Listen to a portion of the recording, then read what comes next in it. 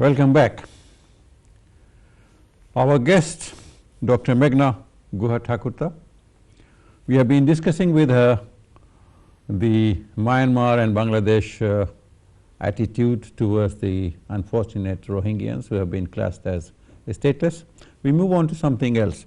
Our guest is Executive Director at RIB, and I want to know what is RIB and what are its objectives and functions. Well, RIB stands for Research Initiatives Bangladesh. It's an independent research organization. We are run by a board, and there are a lot of celebrities in that board. They are including the present company included. No, I'm the executive director, so I'm ex officio member of the board. But our board are basically, they have Professor Anisur Rahman and Professor Moinul Islam and Manor al-Islam, and then there is Hamida Hussain, who's our vice chairperson, as well as Ronak Jahan. So as you can see, they are, when we met, we didn't have a vision or a mission as usually that people do, but we had dreams. Right. And that's actually our concept note paper, dreams, of what Bangladesh should be like. Dream. Yes. So anyway, it basically then, as it grew, its focus became research on marginalized communities. Right. And a specific form of research is what we specialize in, is participatory action research. We don't only do participatory action research, but that is our main focus. So we found that working and participatory action research is basically also a kind of capacity building. So when we say we work with marginalized communities, the research is actually done by representatives of marginalized communities or people connected to them in a useful way, in a close way. And we basically monitor it. So when we had we were started off with core funding from the Dutch government, and at that time they basically said the agenda has to be set by you. We will not interfere with what kind of research you will do. So we found that we actually gave small research funds to these marginalized communities, trained them in participatory action research, and what the research is, instead of having a research and then doing an action, the action was incorporated within the research, and the action would be taken by the researchers themselves. Can you give me an example? Yes, so in fact, the terminology that grew from the field was called Gonogobeshona, which is people's research. So, for example, we worked with Dalit communities, and they do exist in Bangladesh, and they have, the Dalits would get together to first of all identify what their problems are, and then they would themselves prioritize those problems, 1, 2, 3, and then think of actions which they could take, not anyone else, but they could take, given challenges, given the restrictions and limitations, and then they would reflect on the action, and then take another action. So the action, reflection, action, it's called the praxis, and the whole process is documented, and that is the research. Right. So we would have, say, indigenous communities like the Shantals, who has problems in land grabbing. Their graveyards, they're Christians, so their graveyards are being taken over by other people. So how can they do to stop this? They said, first of all, we can put up a sign saying this is our graveyard, because people might not know. Then, because they are fearful of local authorities, they were afraid to go to the police. So then they mobilized themselves that, no, we should at least give an FIR, and we should at least respond to the complaints, that we should give the complaints to the authority. So this is how, they could do these things. But does it work? Sometimes it does. Often, if it's up to a court case, it would not work, because the court case would be linger on for ages. An instance is like a community of the Bagdis, who are fisher folks. Their crematory grounds were being taken over. So they did a very clever thing. We also have, we trained them up in useful things like petitioning for right to information. It's a new act under the Bangladesh government, 2009. So what they did was to write for right to information, about the development of their crematory ground. They said that it's in very sort of it's not in a very good condition, so we want improvement of that.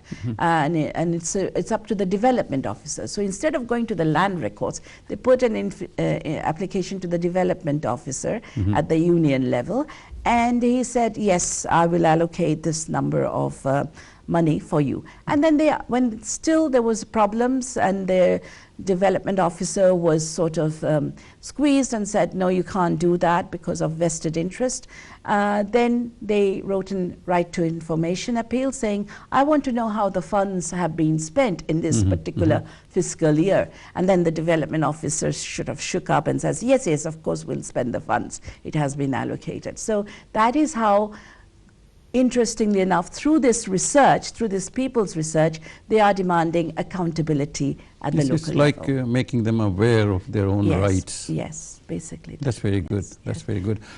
Some time ago, you wrote a paper on a study on women and elections in Bangladesh. See. Yes. We have had quite a few elections in Bangladesh, and quite a few women have been in the forefront. See.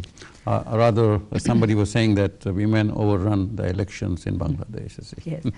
Well, apparently it seems like that, but when we were it was a joint project. It was under the auspices of UN Women and the Swedish Embassy, and there was a British consultant also, Leslie Abdallah, who was actually running the show, but I was assisting her. And our focus was both local elections as well as parliamentary elections. So it was women as members of parliament, it was women as voters, and also women as local authority. And you know that in Bangladesh, at the Union Parishad level, the lowest tier of administration, that 3 seats for women have been reserved, as well as there have been some reserved seats for women being the chairman or the vice chairman. And we found at the local level that this has created a kind of mobilization and spirit of women participating in the elections, even in areas where it is very conservative, like we looked at Chittagong, very conservative areas where there's a lot of fundamentalist attitude. But even there we found that in all the parties Are you talking about the rural areas? Or rural areas, yes. That women, they wanted to participate. They used the family as their basis because, you know, a woman independently cannot go and ask for votes. People will ask which family she comes from, what is her pedigree. So they use the family. So first of all, the negotiation that the woman has to do is with her husband or her father, and allowing her to participate. And I guess that she negotiates in a way where the family also benefits in having her participate. She is more well known, and therefore the family is also well known. But at a point in time, she becomes independent, and when she does become independent, she actually uses her family sometimes to go inside the households. A woman can go inside the households of a house and address the women inside households, even in conservative areas especially. And therefore her outreach is tremendous. So she realizes that power, and once in office, it seems that she can therefore act on her own. So this has been a positive development. On the other hand, at the parliamentary level, we also interviewed women parliamentarians who have done very well for themselves. They're not necessarily ministers, but they are active. They have contested the elections very actively from very challenging constituencies, and have gained a lot of, you know, and they can be, and one woman actually told me that if once a woman is elected from one particular constituency, it can never go to a man. She has challenged the men to do that, you know, because but she has claims it really worked like that? For her constituency it has, and she has been But there are many factors, isn't it? Sometimes it's the family name. that yes, carries but on. together at the national level, only the family name cannot carry. It carries in particular persons, in leaders of political parties. A particular agriculture minister has been there for some time, isn't it? Pardon? A particular agriculture minister. Yes, and she has contested the elections consecutively. Yes. Also, the current Minister of Women's Affairs, she actually came in first contesting at the local level elections, and then it's real development when people come up from the local level, and so these are positive signs. But of course we all know that there's a women's seat which is also, you know, sort of used for currying favors to particular people, and we've also met with party leadership, and women have, despite everything, they have said that elections in Bangladesh is a case of money and muscles, and that is where they are most disadvantaged. Right. Yeah. What, money as well? Money and muscles, yeah. I know, money as well. I thought that muscle was a male domain, but money But in as order well. to buy muscle, you need money. Do you think that this positive sign, you see, after all this, you see positive sign that women would be coming, more women would be coming in to participate in the elections? Well, it will all depend. To a certain extent, they will come in. As we've seen that in the local elections, they are coming in big numbers. But the national elections is a different thing, that parties want to win. And usually they don't. And we've seen in the last election, there weren't many women who were nominated. Right. In fact, we don't have that.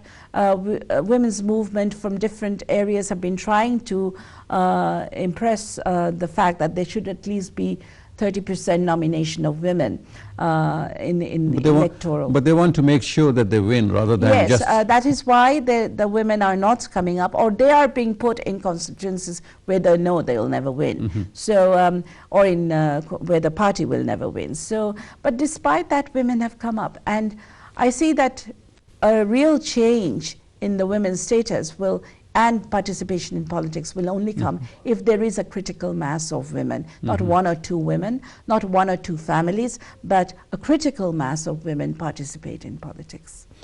When women participate in politics in a free and fair way, then there's the knock-on effect on other things, isn't it? So that women can go into business, women can join